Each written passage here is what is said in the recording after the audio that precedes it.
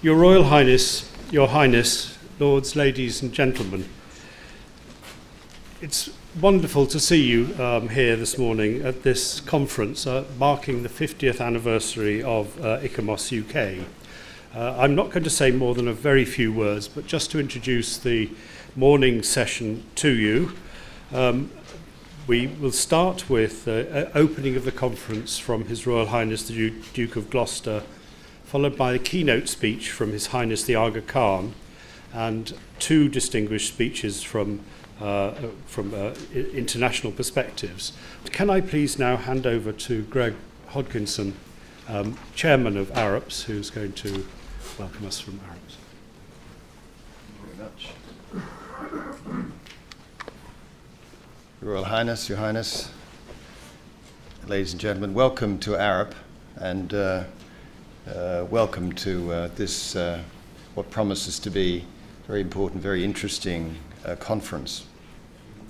ARUP is 70 years old next year, founded by a Dane in London in 1946.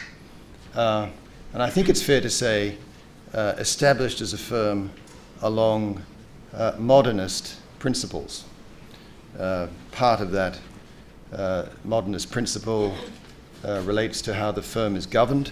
Indeed, it's owned in trust for all of the colleagues who work in it and have worked in it, so colleagues present and past. And now, a firm founded on modernist principles is also a firm that cares very much for cultural heritage, and particularly in our case, cultural heritage in the built environment, because although our mission is to shape a better world, a part of that mission includes cherishing, restoring and preserving our cultural heritage, and we're very proud of the work that we do in that area, and very pleased therefore to be able to host this conference today.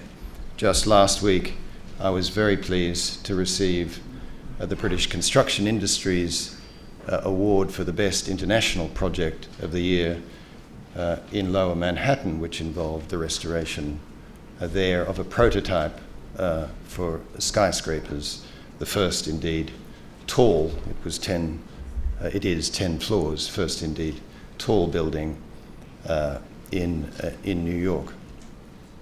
So welcome. I wish you much success in your conference today.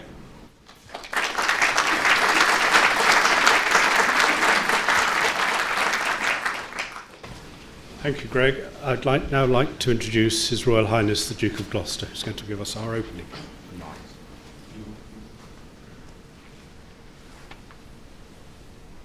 Thank you, Chairman. We are here today as ICOMOS UK, and ICOMOS are 50 years old. ICOMOS, the International Council on Monuments and Sites, is a global non-governmental organization which has a special role as official advisor to UNESCO on cultural World Heritage sites. Its mission is to promote the conservation, protection, use and enhancement of monuments, building complexes and sites. ICOMOS UK is the UK National Committee of ICOMOS, an independent charity with a UK-wide and international mission to promote and support best practice in the conservation, care and understanding of the historic environment. It plays a vital role in advising on aspects of World Heritage sites for nomination across the United Kingdom. We are not here just to celebrate that first half-century. Rather, this conference is about the opportunity to build on what has been achieved and to look forward to the challenges that lie ahead, not just for ICOMOS UK, but for the wider conservation community, and to begin to consider how these might be addressed. Cultural heritage must continue to be an essential component of a successful society. It should play a pivotal role as a driver of development and of sustainable cultural tourism, a major global industry, and most importantly, be seen as a key component of our cultural identity and sense of well-being. It embodies a spirit of place and can provide inspiration for the communities and people to which it belongs. Crucially, its value lies in the ordinary as well as the extraordinary. Cultural heritage has a profound impact on our lives, but it is as vulnerable as we have seen so vividly in recent times in Syria, Yemen, and Mali. The past has always had a role to play in guiding us through the future. The architectural past gives us a direct link with our forebears and enables us to share an environmental experience with previous generations that is different from the description from the records we can find in books. History is not just for historians. It speaks to every man, if only he can be persuaded to listen and understand. In its 50th anniversary year, ICOMOS UK is calling for a new approach that celebrates cultural heritage and seeks to embed it in sustainable development as a major part of resilience in society. This afternoon, we'll be launching a cultural heritage manifesto, not just for ICOMOS UK, but as a document that might contribute to the wider debate on how cultural heritage could be given a higher profile in society. The programme has been structured to allow you to take part in discussions, first at the end of the morning in the plenary session, and then in the afternoon, when you are invited to help codify an action plan to implement our manifesto. This morning's discussion will be about the value of cultural heritage to society and how we quantify that value.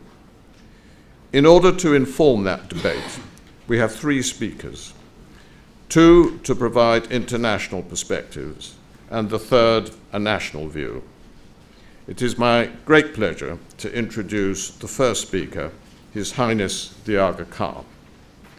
His Highness the Aga Khan is the 49th hereditary Imam, or spiritual leader, of the Shia Ismaili Muslims. In the context of his hereditary responsibilities, His Highness has been deeply engaged with the development of countries around the world for close to 60 years through the work of the Aga Khan Development Network, or AKDN. Active in over 30 countries, the AKDN employs some 80,000 people with the support of tens of thousands of volunteers. Its areas of focus include the provision of quality healthcare and education services, cultural and economic revitalization, micro-enterprise, entrepreneurship and economic development, the advancement of civil society, and the protection of the environment. In recognition of his exceptional efforts and contributions to human development and improving the social condition of societies globally, the Aga Khan has, over the last 6 decades, received numerous decorations, honorary degrees, and awards from institutions and the nations across the world. Recently, His Highness contributed a key presentation to the UNESCO Conference on Culture Development in Hangzhou, China, on integrating cultural heritage into the post-Millennium Goals development agenda. And we are delighted that today he has agreed to share his enormous experience and wisdom with us here in London on his integrated multi-sector approach to cultural heritage and development.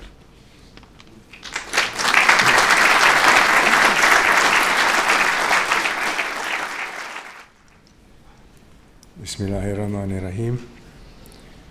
Your Royal Highness, the Duke of Gloucester, Mr. David Thackeray, President of ICOMOS UK, Mr. Gregory Hodkinson, Chairman Arup, distinguished guests, ladies and gentlemen.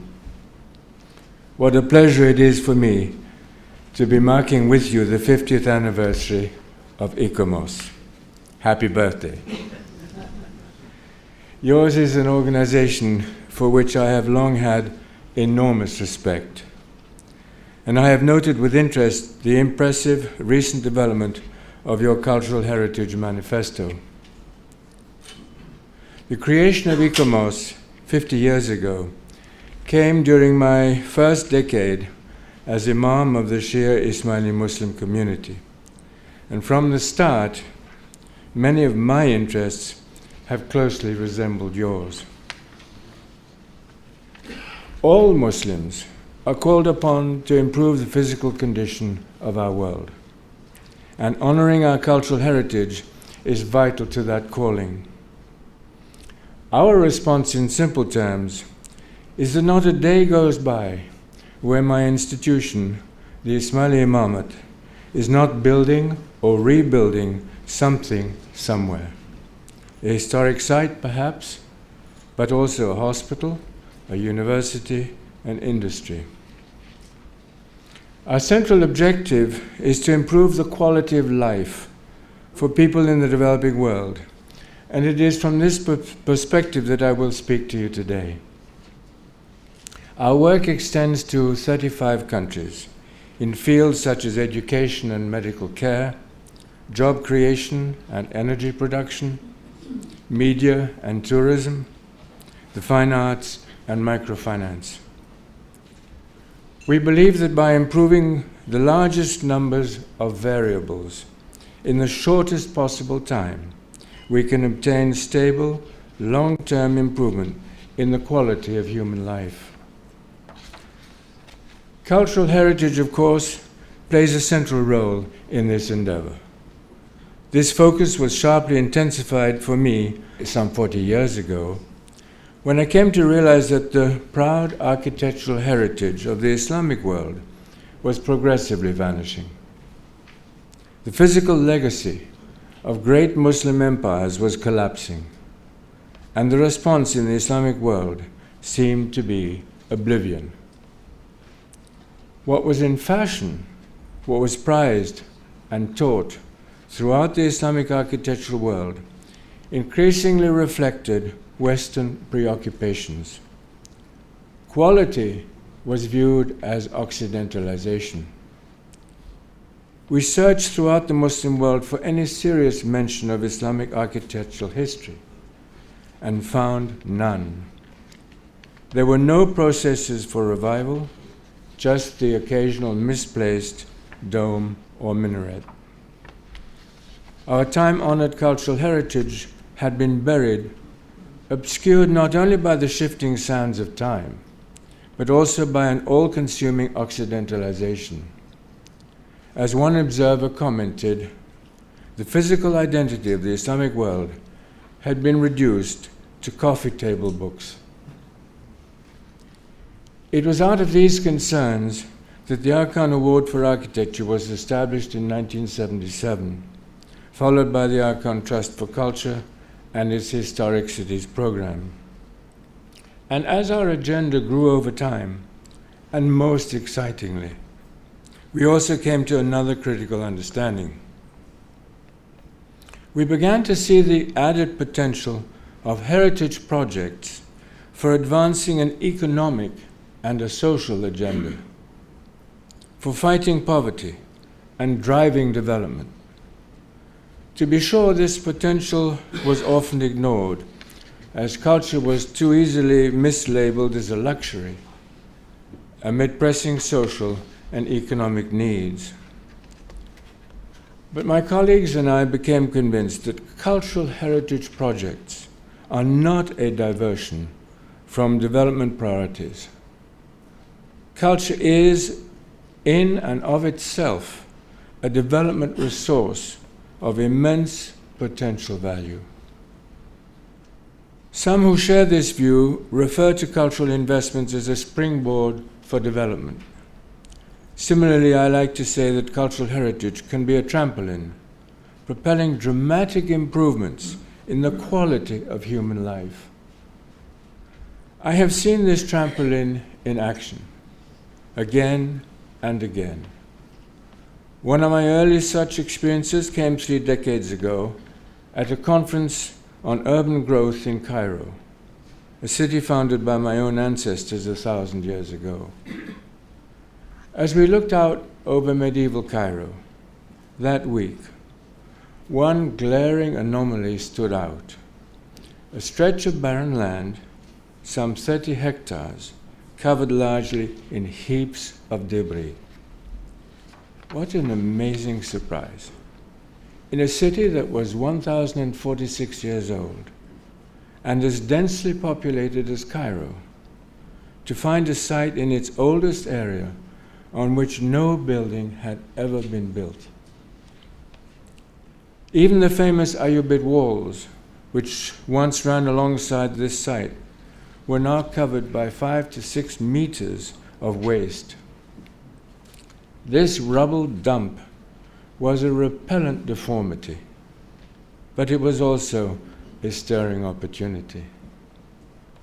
And the result was that on this forsaken site, there was created a state-of-the-art green space, Al-Azhar Park. Opened 10 years ago, the park has since attracted some 17 million visitors. Their access fees produce a reinvestable annual surplus of some $800,000. But there is more to the story. Adjoining the park was one of Cairo's poorest neighborhoods, Darb al-Ahmar, its ancient ruins sheltering some 200,000 poor, marginalized inhabitants. Out of those ruins, there grew an archaeological adventure, uncovering and restoring ancient ramparts and gates, 6 historic mosques, dozens of houses and palaces. From the start, the local residents were deeply involved in this adventure. They were trained in restoration skills, and some 200 are still employed in this initiative. Others were trained to support the site and to accommodate the flow of visitors. The restoration project also included major improvements in local education and health services, in neighborhood infrastructure, in vocational training, and microcredit initiatives. The result, family earnings there have increased 1/3 faster than in the whole of Old Cairo. Literacy rates have climbed by 1/4, and today the whole area, once one of the most impoverished urban agglomerations on the planet, has become a remarkable residential, recreational, and cultural site. Similar stories can be told about other places in the developing world, where historic cities can be among the poorest, often serving as makeshift transition spaces from rural poor populations to becoming city dwellers.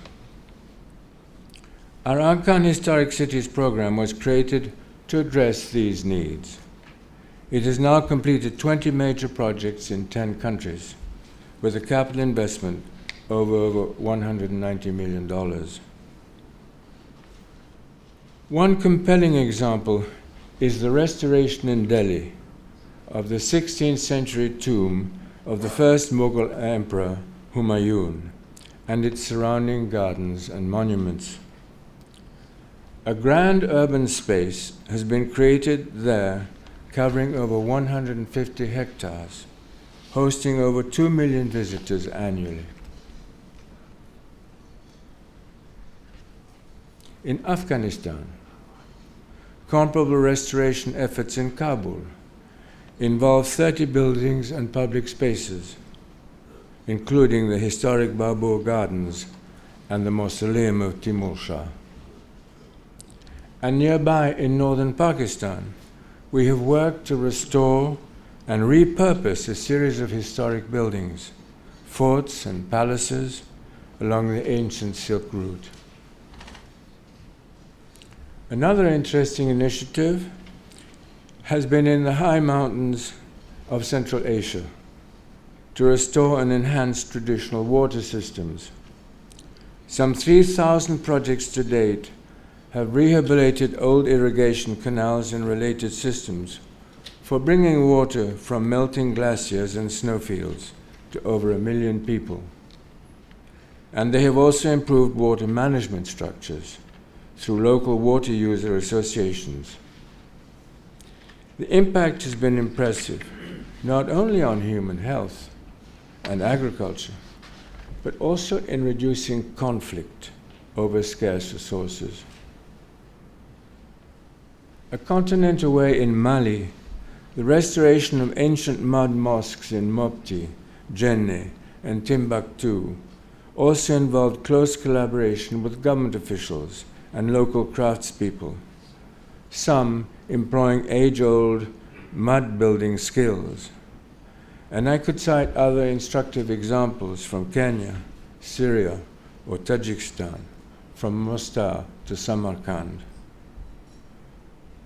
All across these highly diversified situations, moreover, social inputs have been critical, including innovations in water and land management, new educational and medical facilities, vocational training, and nascent microtourism and microfinance projects.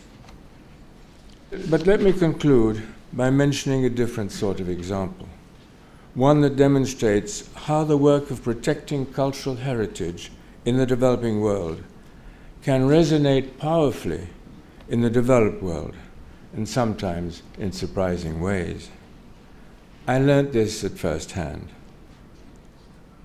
After decades, when our energies had extended over dozens of international frontiers, I was reminded 10 years ago that a classic preservation challenge was growing right under our own noses, in the heart of the French countryside. I refer to the Domaine de Chantilly, home since the Middle Ages of leading French families, rivals, allies, and even members of the royal house. The domaine includes its beautiful chateau, its famous grand stables, and its superb gardens, the oldest of which were originally designed by Le Nôtre, reportedly, the artist's own favorite work. And all of this, can you imagine, lies just down the road from my personal residence, a short walk away. Like so many familiar challenges, Chantilly was a noble, honored, but fading asset, with plunging visitation levels and a backlog of deferred maintenance. There was no collaboration amongst the key stakeholders, and not even an attempt to share a vision of the future. One person who appreciated the importance of cultural heritage was the Duke of Aumale, son of the last French king. He inherited the domain in 1830 and rebuilt it to house his many treasures, including an antique painting collection that is second in size only to that of the Louvre. And he bequeathed it to the Institut de France in 1884. And he did that on purpose. He didn't want to give it to the French government. That's true. That's why he chose the Institut. However, it was not until a century later that the Institut made it a priority to revitalize the domain, and I was invited to become part of the response. The Institute and I quickly agreed that a short-range burst of attention was not the answer. We needed a long-term plan, and we also agreed to build on the principle of public-private partnership. Increasingly, we realized the success of cultural projects in the developed world and the developing world alike requires a variety of actors animated by a robust spirit of cooperation and an overriding ethic of partnership. And so it was at Chantilly in December 2005 that a partnership agreement was signed between the Institut de France and a new private foundation, one that includes both government and private contributors. Operating under my presidency, the Foundation was assigned the responsibility over a fixed period of 20 years to preserve and promote the entire cultural area of Chantilly as an international model of heritage management. That 20-year period is half over, but already the Foundation has overseen extensive physical renovations while also improving reception and visitation facilities. We have expanded publicity, and we have created a rich program of cultural events. And we also re-established a unique horse museum, surprise, surprise, within the Grand Stables, reinforcing the historic place of Chantilly as one of Europe's great equestrian centers. Meanwhile, the flow of visitors to Chantilly has increased by 50%. By next year, we expect to welcome 500,000 visitors, making the whole initiative financially self-sustaining for the first time. From this base, we intend now to involve even more stakeholders and supporters, building an ever stronger base on broad local support. As we do so, I know we can learn from many of you who have faced similar challenges. Planning ahead for the long term, sustainability is critical. At Chantilly and elsewhere, our plans have included permanent service facilities, a museum perhaps, or a scholarly research center, a children's library, or a training workshop, so that their eventual income streams, along with public access fees, can provide reinvestable income. But the real requirement, the sine qua non, is building a constituency for sustainability, including an engaged local community. Let me conclude by underscoring my conviction that the work of cultural heritage is more critical today than ever before. In the developing and developed worlds alike, societies are plunging into an increasingly bewildering future, at an ever-accelerating pace. At such a time, and on occasions such as this, it is important that we commit ourselves ever more ardently to the essential work of cultural heritage as a powerful contributor to improving the quality of life for the entire human community. Thank you.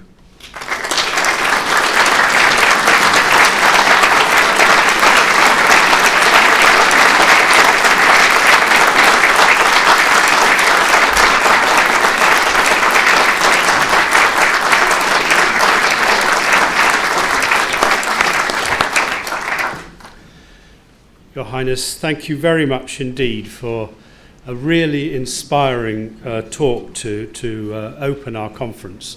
I believe that the messages that you have espoused through your examples are ones that we will all strive to follow, to understand. And underpinning the work that we're trying to do today through our conference and through our manifesto is ensuring that the value of work on cultural heritage is sustainably enabling and transforming society. It really was one of the most inspiring talks, I think, that I have heard, and I'm sure that others will join me in anticipating that this will be the theme that we will all strive to follow. Can I now turn to our next presentation, which is by way of a video. This is Irina Bukova, who is the Director General of UNESCO, initially accepted our invitation to address this conference, and she was to have been here, but she has had to remain in Paris for a day more of the UNESCO Executive Board, which should have finished yesterday, but she's got to be there today. So she has sent her formal apologies, and she's sent us a video message, which I hope will now be presented. His Royal Highness the Duke of Gloucester, His Highness Prince Karim Aga Khan, ladies and gentlemen, I'm honored to send this message of support and congratulations on the occasion of the 50th anniversary of ICOMOS and ICOMOS UK. UNESCO and ICOMOS are driven by the same powerful conviction that humanity's cultural heritage carries outstanding universal significance, that this heritage is a wellspring of identity, a force for dialogue and peace. This conviction has never been so important at a time when cultural heritage and diversity are under attack from violent extremism, from the war crimes of cultural cleansing. These are challenges to the idea of humanity as a single community. These are challenges to the inspiration that created UNESCO 70 years ago at the Institute of Civil Engineers in London. Over the last 5 decades, our two organizations have worked hand in hand to advocate for the protection of heritage worldwide, helping bring to fruition the very concept of World Heritage, shaping a new global vision of humanity's shared heritage. I wish to thank ICOMOS for its tireless leadership through charters, resolutions, and guidelines, most recently the Cultural Heritage Manifesto launched by ICOMOS UK. Thanks to our common efforts, the new 2030 Agenda for Sustainable Development, agreed by world leaders last month during the General Assembly session in New York, recognizes culture and heritage as enablers of sustainable human development and more lasting peace. This is precisely the vision of humanity united in all its diversity, sharing values, a past and a future, and I wish to thank each of you for the strength you bring to taking this forward with us, with UNESCO. Happy anniversary to ICOMOS.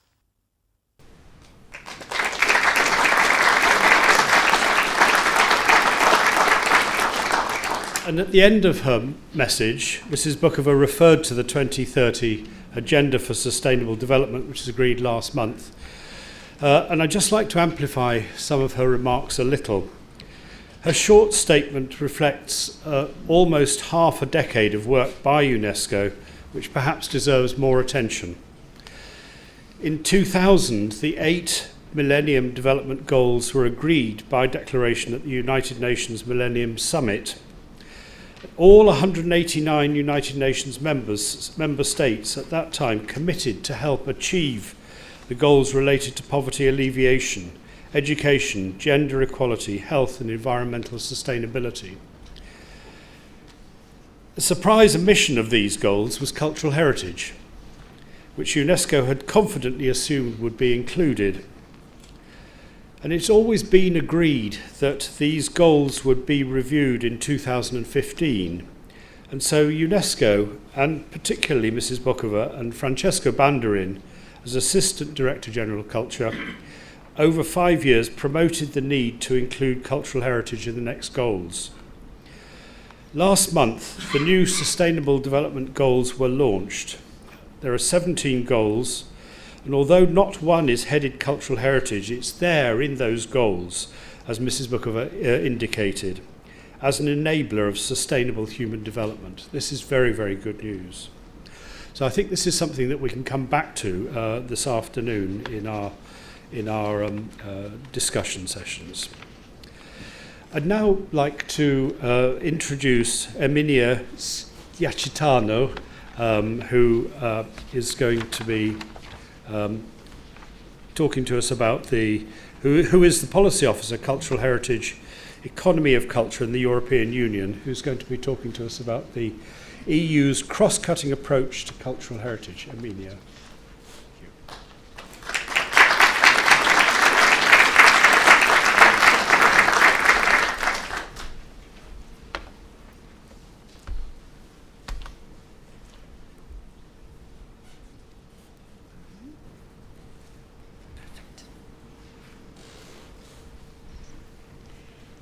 Your Royal Highness, Your Highness, Mr. David Thackeray, President of ICOMOS UK, and Mr. Gregory Atkinson, Chairman of HARUP.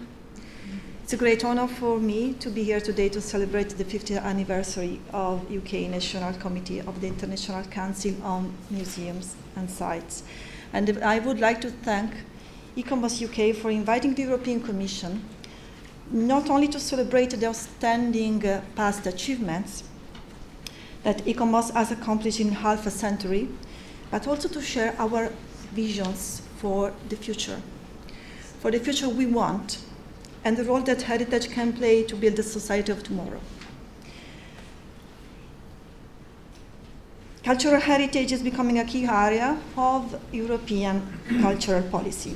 The political interest is testified by this long list of documents adopted, and I stress adopted in less than 2 years, by the European institutions.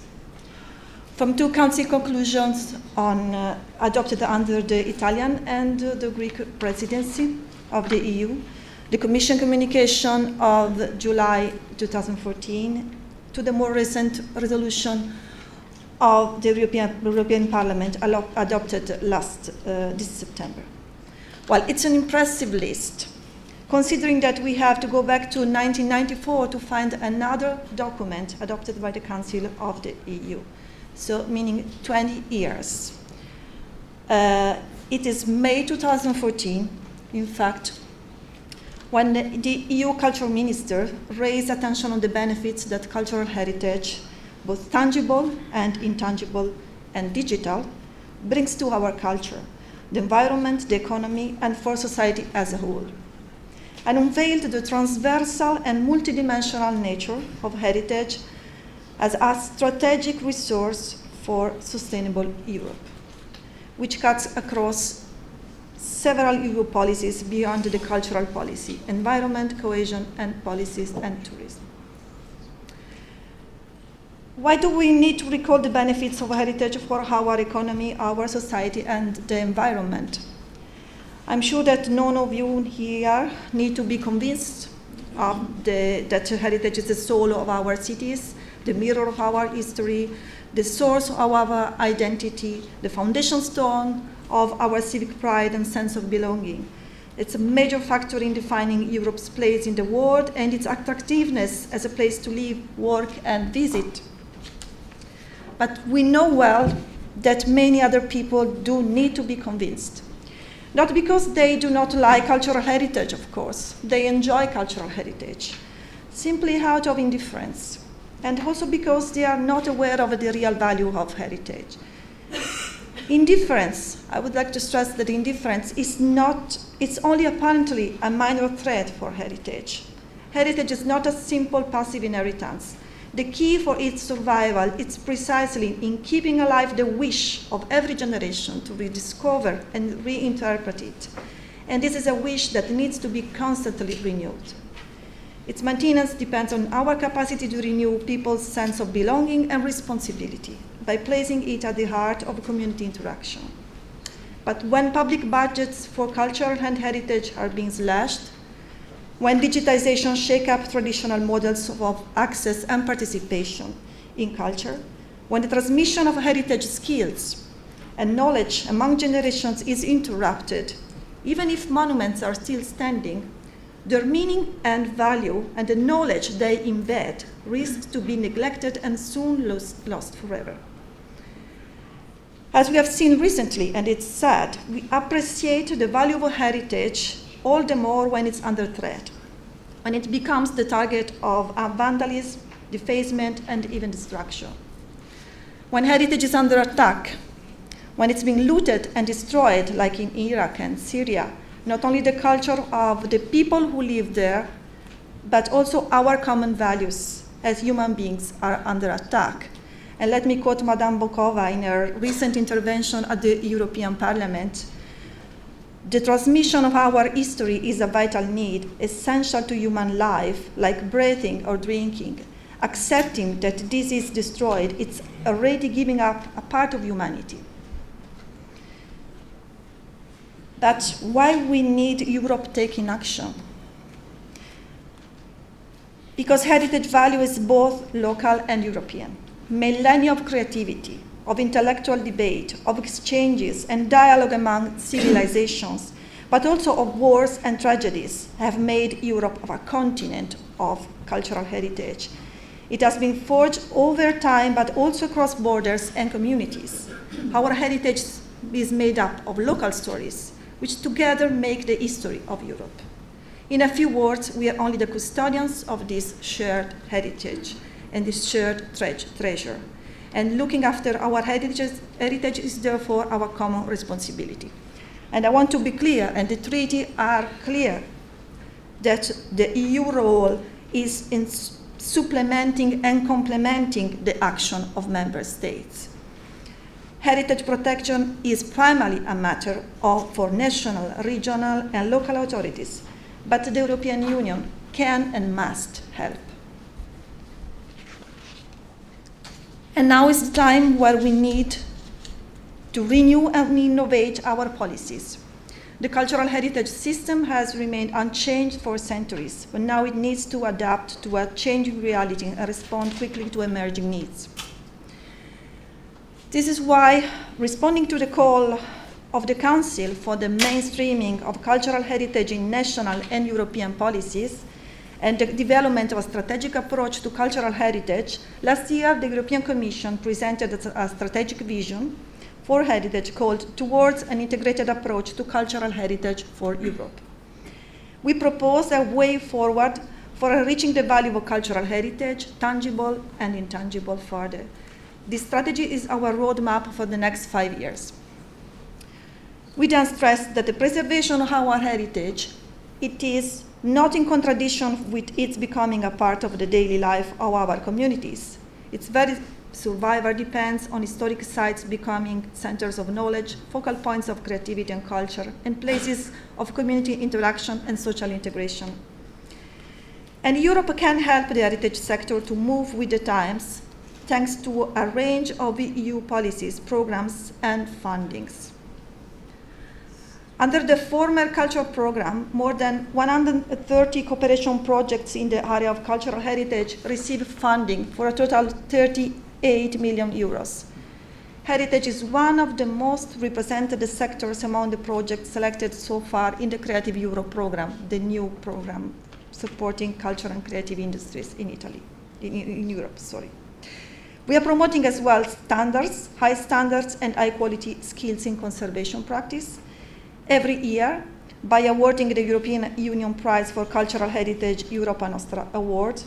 This year, 263 projects competed for the prize from 29 countries. This is the largest number of applications received in the prize history. And to me, this means that the cultural heritage fields in Europe is incredibly dynamic. With action like the European Capitals of Culture, the European Heritage Days, we are stimulating the whole cycle of cultural production, preservation, awareness raising. And through the Europe for Citizens program and the European Heritage Label, we are engaging European citizens in a deeper reflection on the roots, the construction and meaning of our identity as European as well as citizens of 28 nation states. The Commission also provides direct support to cultural heritage through the structural funds.